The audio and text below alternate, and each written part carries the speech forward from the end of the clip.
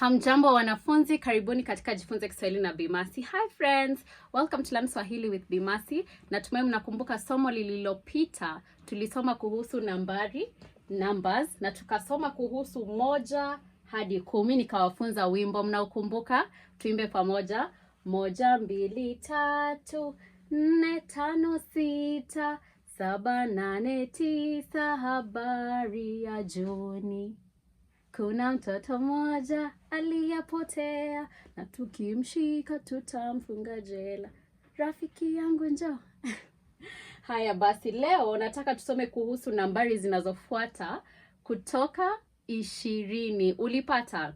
Uliandika 20 kwenye video iliyopita. Kama hukutazama hiyo video, naomba urudi nyuma kidogo utazame hiyo video kutoka 1 hadi 20.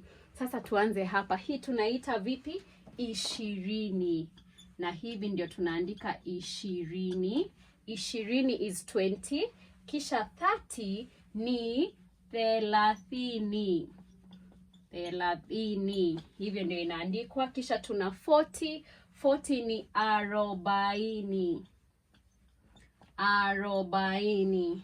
Jambo moja na lugha ya Kiswahili, ni rahisi sana kuandika kile ambacho unachosema ama unachotamka, kwa sababu vile ambavyo unavyotamka ndivyo unavyoandika. Kama unasema 50 ni 50, tunaandika hivyo hivyo tunavyotamka. 50. Twende kazi.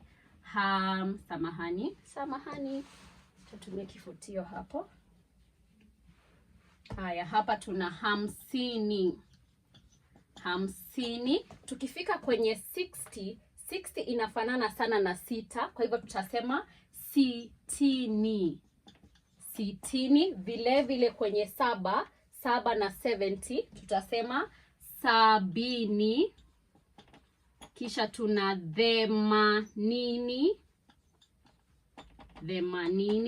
Alafu tuna 9 from 90, 9 tutasema 90, na mwishowe tutasema 100.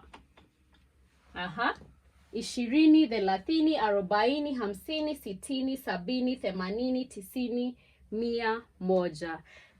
Hizi tu ndio unazopaswa, au hizi tu ndio nambari ambazo unazopaswa kukumbuka. Ukishajua hii 1 hadi 10, na hapa utakuwa sawa kusema nambari, kwa sababu mtu akikuuliza nambari yoyote, kwa mfano tuna hii hapa, utasema nini? Hapa tuna 56. Sawa sawa. Kwa mfano nikisema tuna hapo, utasema hii ni nini? Unaanza na 60. This is 68. So it's 60 and 8, which will make that 68. 68. Sawa sawa. Tunaona somo lifuatalo. Sasa somo lifuatalo itakuwa zoezi la nambari. Kwa heri ya kuonana, natumai nitakuwa na somo lifuatalo. Kwa heri.